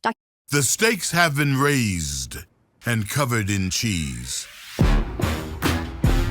documentation. Isabella had charged personal shopping to the company card, then blamed him when accounting noticed. She'd convinced everyone he was a thief, got him fired, destroyed his references. Marcus had kept everything, hoping someday to clear his name. The receipts showed Isabella's shopping patterns, her signatures, but his NDA prevented him from using them in any legal proceeding. He could share them with me, but I couldn't use them in court. I recorded our conversation on my phone, using the same tactics Isabella had taught me. Marcus described how Isabella had manipulated their boss, played the victim, cried in meetings about feeling targeted by the intern who discovered her theft. After Marcus left, I sat in my car, processing. Isabella had done this before. I wasn't special. I was just her latest victim. My phone buzzed. A text from Sarah, Isabella's roommate, sent at 2 a.m. She was hammered, feeling guilty. Isabella laughed about the goth phase financial education she'd given me, but there was more. Sarah mentioned someone named Emma, another girl Isabella had taught a lesson in college. Sarah's next text came immediately after. Isabella had seen the messages. Sarah was retracting everything, said I was harassing her. The text ended with, "She made me send this." I drove to the courthouse to file my response to the restraining order. The clerk looked at me with pity as I submitted my handwritten statement. I couldn't afford a lawyer. Isabella had retained one of the city's best firms. Outside the courthouse, I googled Emma Patterson, Isabella's college roommate. Found her on LinkedIn, working as a teacher 3 states away. Her Facebook was locked down, but I found an old college newspaper article. Emma had been expelled for academic dishonesty junior year, lost her scholarship, never graduated. The details were vague, but the timing lined up with when Isabella had needed a single room. I messaged Emma through LinkedIn, explaining who I was. Her response came within an hour. She couldn't help. Isabella had destroyed her college dreams. She'd rebuilt her life and couldn't go through that again. But she confirmed what I suspected. Isabella had planted evidence, made false reports, destroyed Emma's future over a petty roommate dispute. The restraining order hearing was in 3 days. I spent them living in my car, showering at the gym, applying for jobs on coffee shop Wi-Fi. Every application asked about criminal history. I had none yet, but Isabella was working on that. My former art professor Martinez texted asking to meet. He'd found my sketches from 2018 in his office, proving my portfolio's originality. But when Isabella learned he was helping me, she'd visited his office. The security footage from her visit was mysteriously corrupted. But afterwards, Martinez requested an immediate transfer to another campus. He gave me the sketches and an audio recording of Isabella threatening his career if he wrote me a recommendation letter. The evidence was piling up, but none of it was admissible. Everything I'd gathered required breaking rules Isabella could cite as harassment. She'd planned for this, counted on my desperation making me reckless. At the restraining order hearing, Isabella arrived looking fragile in a conservative suit. She'd brought character witnesses from work, printouts of my threatening social media posts, documentation of my break-in to retrieve my tablet from storage. She cried as she described living in fear since Thanksgiving. I represented myself, voice shaking as I tried to explain the systematic destruction of my life. The judge looked skeptical. Where was my evidence? Why hadn't I reported this alleged harassment earlier? Did I have any witnesses? Isabella's lawyer presented their final evidence. Security footage from her office building showing me waiting outside looking aggressive. What the footage didn't show was that I'd been there for a job interview at a different company in the same building, but context didn't matter. The image was damning. The judge granted a temporary restraining order. I couldn't go within 500 feet of Isabella, her home, or her workplace. The building where I'd interviewed for jobs was now off limits. Another avenue closed. Walking out of the courthouse, I checked my bank balance. $300 left. The motel week was almost up. My car insurance payment was due tomorrow. Then I saw it. In my spam folder, a legal notice I'd almost missed. Isabella had filed for conservatorship, claiming I was mentally unstable and unable to manage my finances. The hearing was next week. If she won, she'd control everything I owned. I drove to the library, researching conservatorship law. That's when I found it. Buried in the filing, Isabella had mentioned something about protecting family assets. What family assets? We weren't rich. Our parents lived paycheck to paycheck. I called my cousin Jake, the lawyer who'd helped with Grandma's estate 2 years ago. He was reluctant to talk until I mentioned the conservatorship filing. There was something in Grandma's will, he said. A trust fund for the grandchild who needs it most. Accessible at age 25. $50,000. I turned 25 next month. Jake couldn't tell me more. Isabella's boss was his firm's biggest client, but he suggested I look into the will myself. Public record. At the courthouse records office, I found Grandma's will. There it was. $50,000 in trust to be distributed to the grandchild who demonstrated the greatest need at age 25. The trustee would decide. The trustee was whoever had legal guardianship or conservatorship. Isabella had known. She'd planned this for years, waiting for me to get close to 25. The credit card incident, the security help, the recorded conversations. all preparation for this moment. I sat in my car, engine off to save gas, piecing it together. Isabella needed me to look unstable, irresponsible, incapable. The Thanksgiving confession had been my mistake, giving her the opening she needed. Now she was moving fast, before I turned 25 and could access the trust myself. My phone rang. An unknown number, the art school dean. They'd completed their review. While they found no evidence of actual plagiarism, the reputational concerns surrounding my situation made my acceptance untenable. They wished me luck in my future endeavors. I drove to Isabella's apartment building, not to confront her. The restraining order prevented that, but to think. To sit where she destroyed my life and figure out my next move. That's when I saw Marcus's car in visitor parking. He was here, at Isabella's building. As I watched, he entered using a key code. Not visiting Isabella. She didn't know what he looked like. He was visiting someone else. I texted him. He responded immediately. He was dating a girl in 4B. Had been for months learning the building's rhythms. He knew things. Isabella's patterns. Her weaknesses. We met at a park outside the restraining order radius. Marcus had been watching, waiting for his chance at justice. He'd seen Isabella bring home boxes of files, work she wasn't supposed to take from the office. He'd photographed her using the company car for personal errands. Small violations, but they added up. More importantly, he'd kept in touch with other former employees. 3 others had similar stories. Isabella's pattern of workplace manipulation went back years, but everyone was too scared to speak up. She destroyed their careers, their reputations. I made a decision. If I was going down, I'd document everything. Not for court. That ship had sailed, but for the truth. I started a blog, anonymous but detailed. Every piece of evidence, every connection, every pattern. Marcus contributed his files. The others slowly began sharing their stories. Isabella found the blog within days. Her lawyer sent cease and desist letters to the hosting company, but I'd learned from her. Multiple backups, mirror sites, everything archived. The truth was harder to erase than she'd expected. The conservatorship hearing arrived. Isabella came prepared with documentation of my mental instability. The job losses, the eviction, the restraining order, the art school rejection. On paper, I looked exactly as unstable as she'd painted me, but I'd prepared too. I requested a psychiatric evaluation from a court-approved doctor. It would take 3 days, delaying the hearing. Isabella's lawyer argued against it, but the judge agreed. If I was truly unstable, an evaluation would prove it. Those 3 days in psychiatric evaluation were surreal. I told the truth, all of it. The doctor listened, took notes, asked questions. Isabella had already called the facility, expressing concern for my well-being, but the doctor saw through it. The evaluation cleared me of any mental illness beyond acute stress reaction to family conflict. It wasn't enough to stop the conservatorship, but it bought me time. The judge scheduled another hearing in 2 weeks to review all evidence. I used those 2 weeks strategically. Found Emma through a teaching forum. She wouldn't testify, but she wrote a letter describing Isabella's pattern. Connected with 2 of Isabella's former coworkers who'd been bullied into quitting. They wouldn't testify either, but their written statements showed consistency. The blog grew. Others found it, shared their own stories about workplace bullies, family manipulation, financial abuse. Isabella tried to get it taken down repeatedly, but I'd learned her own tactics. Stay just within legal bounds. Document everything. Let the truth speak for itself. 5 days before the conservatorship hearing, Isabella made a mistake. She posted on Instagram about supporting family through mental health struggles, wearing the Diane von Furstenberg dress, the same dress from her Thanksgiving post. Marcus screenshot it before she could delete it. I'd been living in my car for 2 weeks, showering at the gym, working temporary jobs through apps. Rock bottom felt like freedom. Isabella had taken everything she could. There was nothing left to lose. The night before the hearing, I parked outside the storage unit reviewing my evidence. Inadmissible in court, but it painted a picture. Isabella's pattern of destruction, documented across years and victims. The trust fund motive, the calculated timing. My phone buzzed. Mom, finally reaching out. She'd seen the blog, read the stories, started recognizing the pattern she'd been blind to for years. She was sorry, but what could she do now? The lawyers were involved. The damage was done. I told her about the trust fund, the $50,000 Isabella was trying to steal. Mom went silent. She hadn't known. Dad hadn't known. Isabella had kept that secret, planning her final move. The conservatorship hearing would decide everything. If Isabella won, she'd control my finances, my future, my life. The trust fund would be hers to manage for my benefit. If I won, I'd still be jobless, homeless, reputation destroyed, but free. I spent that last night in my car writing, not for the blog, but for myself, documenting every moment, every decision, every consequence. Win or lose tomorrow, I wanted a record of the truth. As dawn broke over the parking lot, I prepared for court, showered at the gym one last time, put on my only clean outfit, gathered my inadmissible evidence, my psychiatric evaluation, my written statements from Isabella's other victims. The hearing was at 9. Isabella would arrive polished, prepared, protected by expensive lawyers. I would arrive alone, armed only with the truth she'd spent years teaching me to document. The score was already decided, I'd thought weeks ago, but I'd been wrong. The game was still in play, and Isabella had taught me well. Financial responsibility, document everything, protect your assets. She just hadn't expected me to learn so thoroughly. I drove toward the courthouse as the sun climbed higher, my USB drive of evidence in one pocket, Marcus's recordings in another. 3 years of preparation on her side, 3 weeks of desperate documentation on mine. The final lesson was about to begin. The courthouse parking lot was already full when I arrived. I circled 3 times before finding a spot near the back. My hands left sweat marks on the steering wheel as I gathered my folders of evidence. Through the glass doors, I spotted Isabella's lawyer setting up at the plaintiff's table. No sign of Isabella yet. The security line moved slowly. I watched the clock tick past 8:45. The guard examined my USB drive suspiciously before waving me through. The metal detector beeped at Marcus's recordings in my pocket, but they let me keep them after inspection. Isabella entered the courtroom at 8:55, wearing a navy suit that probably cost more than my car. She'd brought 3 character witnesses from her company. Her lawyer had a stack of documents thick enough to use as a doorstop. I sat alone at the defendant's table with my single folder and court-appointed advocate who'd met me 10 minutes ago. The judge entered precisely at 9. Judge Catherine Chen, according to the nameplate. She reviewed the conservatorship petition while I studied Isabella's witnesses. Her boss, her HR director, and someone I didn't recognize. All dressed like they'd stepped out of a corporate catalog. Isabella's lawyer began with my pattern of instability. The job losses, the eviction, the restraining order, the art school rejection, each point supported by documentation. My advocate objected twice, both times overruled. When they presented the psychiatric evaluation, Isabella's lawyer spun it expertly. Acute stress reaction became evidence of my inability to handle adult responsibilities. The doctor's notes about family conflict became proof I couldn't maintain relationships. Even my clarity during the evaluation became concerning detachment from reality. Isabella took the stand next. She dabbed at her eyes with a tissue as she described finding me in her apartment. Her voice trembled when she talked about living in fear since Thanksgiving. She mentioned our grandmother's trust fund as an afterthought, something she'd only recently discovered while reviewing family documents out of concern for my future. The judge asked about the timeline. Isabella explained she'd filed the conservatorship petition before Thanksgiving because she'd been worried about my spending patterns for months. The way she told it, my confession at dinner had confirmed her worst fears about my financial irresponsibility. My advocate cross-examined weekly. Isabella had answers for everything. Yes, she'd helped me with my passwords in 2019, but only because I'd asked. No, she'd never accessed my accounts without permission. The remote access app? She didn't know anything about that. Perhaps I'd installed it myself and forgotten. During the lunch recess, I sat in my car reviewing my evidence. Marcus had texted offering to testify, but we both knew his NDA made that impossible. Emma Patterson had sent another message reiterating she couldn't get involved. Even Professor Martinez had gone silent after his transfer. The afternoon session focused on my current circumstances. Living in my car, no steady employment, bank account nearly empty. Isabella's lawyer painted a picture of someone spiraling toward complete destruction without intervention. Then came the witnesses. Isabella's boss boss testified about her exemplary character and concern for family. The HR director confirmed Isabella had reported worries about me months ago. The third witness turned out to be a therapist Isabella had consulted about helping a family member in crisis. My turn came at 3 p.m. My advocate had advised me to keep my answers short and factual. I tried explaining about the 2019 incident, but without the receipts I'd shown at Thanksgiving, it sounded like deflection. I mentioned Liam McMahon, but couldn't provide his testimony. I brought up Emma Patterson, but had only her refusal to help. The judge asked about my evidence folder. I explained about the blog, the patterns I'd documented, the other victims who'd come forward. Isabella's lawyer objected to unsubstantiated internet rumors. The judge agreed. Nothing from the blog could be considered. I pulled out the USB drive, the edited Instagram videos, the timestamp analysis I'd done myself. The judge reviewed them briefly before Isabella's lawyer pointed out I had no technical expertise to validate my claims. Without an expert witness, my analysis meant nothing. The audio recording from Professor Martinez came next. Isabella threatening his career if he helped me. But the recording was made without Isabella's consent in a two-party consent state. Inadmissible. My advocate hadn't even known I had it. By 4 p.m., I was drowning. Every piece of evidence I'd gathered hit a legal wall. Isabella had spent years preparing for this moment. I'd had 3 weeks of desperate scrambling. The judge called a brief recess. In the bathroom, I splashed water on my face and stared at my reflection. Dark circles under my eyes. Hair I'd cut myself to save money. The same black jacket I'd worn to Thanksgiving. Now my only court-appropriate clothing. Back in the courtroom, Isabella's lawyer made their closing argument. I was a young woman in crisis, unable to manage basic life responsibilities. The job losses, homelessness, and paranoid fixation on Isabella all pointed to someone who needed help. The trust fund would provide resources for my care, with Isabella ensuring it was used responsibly. My advocate did her best. She pointed out I'd held jobs for years before recent events. My psychiatric evaluation showed no mental illness. The timing of Isabella's petition seemed suspicious, but without evidence of Isabella's manipulation, it all sounded thin. Judge Chen deliberated for 20 minutes. When she returned, her expression was neutral. She acknowledged the situation was complicated. Family conflicts often were. However, the evidence clearly showed I was in a deteriorating situation that required intervention. The conservatorship was granted for 1 year, with mandatory review after 6 months. Isabella would control my finances, including any inheritance or trust funds. I was required to maintain stable housing and employment. Weekly therapy sessions were mandated. Any violation would extend the conservatorship. Isabella's tears looked genuine as the judge delivered her decision. She approached me after, reaching out like she wanted to hug me. I stepped back, bumping into the table. She whispered something about wanting to help. My advocate guided me away. Outside the courthouse, I sat on the steps trying to process what had happened. My phone buzzed with the official order. Isabella now controlled everything. My bank accounts, my credit, any money I earned, the trust fund I'd turned 25 to access in 3 weeks. Mom called while I was still sitting there. She'd watched the proceedings from the gallery. Her voice was careful, measured. She suggested I come home, follow the court's requirements, let Isabella help me get back on my feet, the same enabling pattern that had created this mess. I drove to the storage unit one last time. Isabella would inventory my belongings soon, deciding what I could keep. I sat among my college things, my art supplies, the remnants of the life she'd systematically destroyed. The tablet I'd used to save my portfolio was here. I slipped it into my jacket. One small rebellion. That night, I parked behind a 24-hour grocery store and used their Wi-Fi to update the blog one final time. I posted the court's decision, the truth about the trust fund, the years of planning that had led to this moment. Within an hour, Isabella's lawyer had sent another cease and desist. The hosting company pulled the site, but the internet has a memory. Others had archived the posts. Screenshots circulated in forums about financial abuse and toxic families. Isabella couldn't erase everything, though she'd won everything that mattered. The next morning, I drove to Isabella's apartment building, not to violate the restraining order, but to meet Marcus one last time. He was moving away, starting fresh in another city where Isabella's influence couldn't reach. He offered to help me leave too, but I had court-mandated therapy to attend. The therapist's office was in a strip mall between a nail salon and a tax service. Dr. Catherine Roberts, according to the door. Isabella had chosen her, of course. The first session focused on my persecution complex regarding Isabella. I sat in silence for most of it, knowing anything I said would be reported back. Isabella had arranged a job for me at a call center. Minimum wage, monitored hours, direct deposit to an account she controlled. She'd also found me a room in a boarding house. Shared bathroom, no kitchen, but it satisfied the stable housing requirement. My new routine began immediately. Work at 8, therapy at 5 on Thursdays. Isabella reviewed my purchases weekly, questioning every expense. She'd allow me $50 per week for food and incidentals. The rest went toward paying down debts I'd never incurred. 3 weeks later, I turned 25. The trust fund transferred automatically to the conservatorship account. $50,000 I couldn't touch. Isabella sent a text about investing it responsibly for my future. I didn't respond. I learned that silence was my only form of resistance. Marcus emailed from his new city. He'd found a job, started rebuilding. The other victims from the blog stayed in touch privately. We couldn't help each other legally, but knowing we weren't alone meant something. At work, I became employee of the month after 2 months. The recognition came with a $100 bonus that went straight to Isabella. She texted congratulations and reminded me about financial responsibility. The same phrase that had started everything. The boarding house was full of people like me, broken by circumstances, starting over with nothing. We didn't talk much, but we understood each other. Everyone there was running from something or someone. My art supplies remained in storage. Isabella had deemed them non-essential and sold most of them. She kept the portfolio pieces as evidence of my improvement under her care. Sometimes I sketched on napkins during lunch breaks, muscle memory keeping my skills alive. The 6-month review approached. Isabella's lawyer prepared a report showing my compliance. Steady job, stable housing, attending therapy, following all requirements. The conservatorship would likely continue, possibly indefinitely. Professor Martinez sent a message through a student. He'd seen my work in a small gallery before everything happened. A curator was interested, but I couldn't create new pieces, couldn't access my old ones, couldn't even afford supplies. Another door closed by Isabella's control. Emma Patterson reached out once. She'd been where I was. It had taken her 5 years to rebuild completely. She offered advice, comply, document everything, wait for Isabella to make a mistake. They always did eventually. But I'd already seen how Isabella's mistakes didn't matter when she controlled the narrative. The call center promoted me to supervisor after 4 months. The raise meant nothing since Isabella controlled the money, but it looked good for the court review. Evidence that I was stabilizing under her guidance. Some nights I sat in my small room and did the math. At minimum wage, with Isabella controlling everything, I'd never save enough to fight the conservatorship legally. The system was designed to be inescapable once you were in it. 6 months arrived with another court date. Isabella wore the same navy suit. She presented evidence of my improvement. The judge noted my compliance and extended the conservatorship for another year. Isabella hugged me afterward. I stood rigid, arms at my sides. That night, I found a note slipped under my door at the boarding house. Sarah, Isabella's roommate. She was moving out, couldn't live with the guilt anymore. She'd saved screenshots of Isabella's messages about the game she was playing with me, but screenshots weren't enough. We both knew that. I continued the routine. Work, therapy, compliance. Isabella had won completely. The trust fund she'd wanted, control she'd craved, the narrative she'd crafted. I existed now as a supporting character in her success story, the troubled sister she'd saved. A year passed, another review, another extension. The therapist reported I still showed resistance to accepting help. Isabella suggested increasing sessions. The judge agreed. More money for my wages diverted to treatment I didn't need. Marcus sent a wedding invitation. He'd rebuilt his life completely in another city. I couldn't attend. Travel required Isabella's approval, but seeing his success gave me something I'd lost. Proof that life existed beyond Isabella's control. The boarding house residents changed constantly, but the stories remained the same. People trapped by systems designed to help but twisted to control. We were all living proof that sometimes the truth didn't matter if you couldn't afford to prove it. 2 years in, Isabella Isabella made her first real mistake. She posted on Instagram about a shopping trip, wearing designer clothes while I wore thrift store finds. Someone who'd followed the blog recognized her and commented about the trust fund. She deleted it quickly, but screenshots spread. The court didn't care. Social media drama wasn't evidence of financial mismanagement. Isabella's lawyer spun it as her maintaining professional appearances while managing my care. The judge reminded me that gratitude would help my recovery. I learned to perform compliance while maintaining inner resistance. Smiled in therapy. Thanked Isabella for her help in court. Played the role of the rescued sister while documenting everything in hidden notes. Maybe someday they'd matter, maybe not. The call center closed after 3 years. Isabella found me another minimum wage job within days. Data entry this time. Numbers on a screen all day. She called it progress, building my resume. I called it existence without living. My 28th birthday passed without acknowledgement. The trust fund had grown under Isabella's management. She sent quarterly reports showing the balance. Money that should have funded my art career now sat in investments I couldn't touch. Some of the blog followers still reached out occasionally. They'd started their own forums about conservatorship abuse. My story had become a cautionary tale. How preparation and manipulation could twist family bonds into legal chains. Isabella got engaged to a senior partner at her firm. She asked me to be a bridesmaid. The therapist said refusing would show I hadn't processed my resentment. I stood at her wedding in a dress she chose, smiling for photos that would show our healed relationship. The reception was at the same hotel where our parents had thrown her internship party years ago. Full circle. Isabella gave a speech about family, forgiveness, and growth. The guests applauded. I clapped too. The sound hollow in my ears. After 4 years, the judge suggested reducing oversight. Not ending the conservatorship, just loosening restrictions. Isabella agreed magnanimously. I could have my own bank account with a $500 limit, small freedoms that felt like mockery. I started saving those small amounts. $20 here, $30 there. Hidden cash in places Isabella wouldn't think to look. Not enough to fight legally, but enough to imagine escape. The boarding house manager, who'd seen too many stories like mine, pretended not to notice. 5 years in, Isabella had her first child. She named her Grace, after me. A twisted honor that made my stomach turn. She brought the baby to court reviews, talking about wanting to be a good example for her daughter. The judge praised her dedication to family. The real Grace, me, continued existing in the margins of Isabella's life. Working jobs she approved, living where she allowed, spending money she monitored. The perfect example of someone who needed conservatorship, because the system had made me need it. Some nights I dreamed about the art career I'd lost, the portfolio pieces Isabella had sold or stored, the acceptance letter that had been withdrawn, the life I'd been building before that Thanksgiving dinner. But dreams were all I had left, and even those felt monitored. The therapist retired after 6 years. Isabella chose her replacement, another professional who saw what they were paid to see. I'd learned the rhythm by then. Nod, agree, express gratitude, perform recovery while dying inside. Marcus sent updates occasionally. He'd had 2 kids, started his own business, living proof that Isabella's victims could recover if they escaped her orbit completely. But the conservatorship kept me locked in place, a satellite forever circling her success. 7 years passed. The trust fund had doubled under Isabella's management. She'd used some for her own benefit. Administrative fees, management costs, emergency loans that never required repayment, all legal under conservatorship law, all documented in reports the court never questioned. I turned 32 in the same boarding house room, the same minimum wage existence, the same mandated therapy, the same controlled life. Isabella had won so completely that fighting seemed pointless. She'd taken my 20s, my dreams, my autonomy, all for money I'd never known existed. The blog about our story had become academic fodder. Law students studied it as an example of conservatorship abuse. Psychologists analyzed the family dynamics, but I remained trapped in the case study, living the cautionary tale in real time. Isabella's second child arrived, another daughter. She posted about teaching them financial responsibility, the importance of family support. The comments praised her wisdom. No one remembered the blog anymore. The truth had been buried under years of Isabella's careful narrative. 8 years in, I stopped hoping for change, accepted that this was my life now. Work, therapy, compliance. Isabella had built a prison of legal documents and court orders. The trust fund she'd stolen through law rather than force. The life she'd taken through systems meant to protect. But I kept documenting every interaction, every financial report, every therapy session, boxes of notes hidden in the boarding house basement, not because I believed they'd matter, but because documenting had become my only form of agency. Isabella had taught me that lesson too well to stop. The other victims from the blog had mostly moved on. New cities, new lives, new names sometimes, but I remained, the one who'd fought back and lost everything for it. The example of what happened when you told the truth in a system that rewarded manipulation. My phone buzzed one evening, an unknown number, Emma Patterson, after all these years. She'd become a lawyer, specialized in conservatorship law. She'd been following my case. She couldn't promise anything, but she wanted to help, pro bono, because she'd been where I was. I met her at a coffee shop near the boarding house. She looked different, confident, successful. Everything Isabella had tried to steal from her, she'd rebuilt. She reviewed my documentation, took notes, asked careful questions. For the first time in 8 years, someone believed me without payment or mandate. Emma filed a motion challenging the conservatorship's duration. 8 years exceeded any reasonable intervention period. She argued that continued control constituted abuse, not support. Isabella's lawyer responded with familiar arguments about ongoing need for supervision. The hearing was set for my 33rd birthday. 9 years after that Thanksgiving dinner. 9 years of Isabella's control. 9 years of existing instead of living. Emma prepared meticulously, but we both knew the odds. The system protected itself. Isabella arrived at court in another expensive suit. She'd aged well, success agreeing with her. I wore clothes from the thrift store, looking exactly like someone who'd been ground down by 9 years of controlled poverty. The optics alone supported her case, but Emma had found something in the financial reports. Small discrepancies, administrative fees that didn't match standard rates, loans that coincided with Isabella's major purchases, not enough for criminal charges, but enough to raise questions about fiduciary responsibility. The judge listened differently this time. 9 years was excessive for any conservatorship without severe mental illness. The financial questions created doubt. Isabella's lawyer argued procedural issues, but the seed was planted. The review was extended for fuller investigation. 3 months of additional hearings followed. Isabella's financial management scrutinized. My compliance documented. The trust fund's original purpose examined. Grandma had wanted to help whoever needed it most. Isabella had made sure I needed it, then taken it. The final hearing came in December, 9 years and 1 month after Thanksgiving. The judge terminated the conservatorship. No admission of wrongdoing, no compensation for lost years, just freedom to control my own life again. The trust fund remained depleted by administrative costs. Isabella kept what she'd taken. I walked out of the courthouse into winter air that felt different. Free air. Emma hugged me, then handed me a business card for a victim advocacy group, resources for rebuilding, support groups, job training programs, the long road back to something resembling life. Isabella waited by her car in the parking lot. We stood 10 feet apart. The restraining order long expired, but the distance permanent. She said something about hoping I'd do well. I didn't respond. There was nothing left to say. She'd won the money. I'd won my freedom. We'd both lost everything that mattered. I returned to the boarding house one last time, packed my few belongings, retrieved my hidden documentation, said goodbye to the manager who'd shown small kindnesses. The room would be filled within days by someone else escaping or trapped. The victim advocacy group helped me find transitional housing, a real apartment, small, basic, but mine. I could lock the door, choose my food, spend money without approval, freedoms that felt foreign after 9 years. I found work at a nonprofit helping conservatorship abuse victims. Minimum wage still, but meaningful now. My documentation helped build cases for others. My experience became expertise. Isabella had created her perfect victim, but victims could become advocates. 6 months after freedom, I received a package. My old portfolio pieces. Professor Martinez had saved them before his transfer, kept them safe for 9 years. Water damaged, aged, but mine. I spread them on my apartment floor and cried for the first time since the conservatorship started. I began creating art again. Supplies bought with my own money, time carved from my own schedule. The skills had atrophied but not died. My new work was darker, informed by loss, but still mine. Isabella couldn't take that. A gallery show happened 1 year post-freedom. Small venue, modest sales, but my name on the wall, my work in frames, my story told through images instead of legal documents. Some pieces sold to people who'd followed the blog years ago. Full circle, but different. Mom reached out after seeing the show announcement. She wanted to reconcile, to explain, to find peace. I didn't respond. Some bridges burned too completely to rebuild. She'd chosen Isabella's narrative over my truth. That choice had consequences. Isabella's life continued successfully. Promoted to partner. Perfect family, beautiful home. The trust fund had helped build her dream life. Sometimes I wondered if she thought about the cost. Probably not. Predators rarely do. But I was building too, slowly. One minimum wage paycheck at a time. One art piece at a time. One day of freedom at a time. She'd taken my 20s and early 30s. The rest was mine to salvage. The blog returned, reposted by academics studying financial abuse. New victims found it, reached out, shared their stories. We formed networks of survival. Isabella had taught me documentation. Now I taught others. Her weapons became our tools. 2 years post-freedom, I met someone at a survivor support group. Another conservatorship escapee. We understood each other's triggers. The panic at financial questions. The hoarding of documents. The need for control after years without it. Trauma bonding, but also genuine connection. We moved in together after a year. Shared expenses. Shared documentation habits. Shared understanding that family could be the deepest threat. We built carefully, knowing how easily trust could be weaponized. Isabella had taught us both that lesson. My art evolved, from processing trauma to exploring recovery. Critics called it raw, honest, uncomfortable. It sold enough to supplement my nonprofit salary. Not the career I'd planned at 22, but the one I'd earned through survival. Isabella sent a message on my 35th birthday. Something about putting the past behind us, being sisters again. Her daughters would love to meet their aunt. I blocked the number. Some relationships couldn't be salvaged, only survived. The conservatorship had ended 3 years ago, but its effects remained. Credit destroyed, career derailed, relationships severed, dreams deferred. But I was free, building, creating, living on my own terms. Isabella had won the game she'd played, but games end. Life continues. I kept working at the nonprofit, promoted to case manager, then program coordinator. My salary finally exceeded minimum wage after years of climbing back. The American dream, delayed and diminished but not dead. My partner and I married at City Hall. No family invited. Our chosen witnesses were other survivors. We celebrated at the coffee shop where I'd first met Emma Patterson. Small joy, but genuine. Isabella couldn't touch it. The trust fund was gone, spent on Isabella's life and legal fees. But I'd learned money wasn't the only inheritance. Grandma had also left stubbornness, resilience, the ability to document everything. Gifts Isabella couldn't steal. 5 years post-freedom, I ran into Sarah at a grocery store. Isabella's former roommate looked haunted. She apologized again for not helping more. I told her I understood. We were all just trying to survive Isabella's orbit. Some escaped, some didn't. My art started selling to collectors who appreciated survival stories. Not famous, not rich, but sustainable. I could afford supplies, pay rent, save small amounts, build the life Isabella had tried to prevent. Slower than planned, but mine. The nonprofit expanded. We helped dozens escape conservatorship abuse. Some cases like mine, family using systems meant to protect. Others different but equally trapped. Each victory small but meaningful. Isabella had created an advocate through her abuse. I thought about her sometimes. What kind of person planned for years to destroy their sister? What did she tell her daughters about their missing aunt? Did she ever feel guilt, or had success justified everything? Questions without answers, because predators rarely self-reflect. My story became a teaching tool. Law schools invited me to speak about conservatorship reform. I showed my documentation, explained the tactics, warned about family predators hiding behind concern. Some students took notes, others looked uncomfortable, recognizing dynamics in their own families. 7 years post-freedom, I achieved something Isabella couldn't steal. Peace, not forgiveness, not forgetting, but acceptance that some people choose destruction. I'd survived her worst, built from nothing, created beauty from pain. That was my victory. The boarding house where I'd lived closed down, gentrification claiming another refuge. I helped relocate residents, recognizing myself in their controlled poverty, some escaping conservatorships, others different traps, all needing what I'd needed, someone who believed them. My partner and I bought a small house. Nothing fancy, needed work, but ours. The mortgage approval felt surreal after years of financial control. We painted the walls colors Isabella would have called wasteful, filled rooms with art she would have deemed non-essential, made a home she couldn't touch. 10 years after that Thanksgiving dinner, I finally felt like myself again, changed, scarred, but mine. Isabella had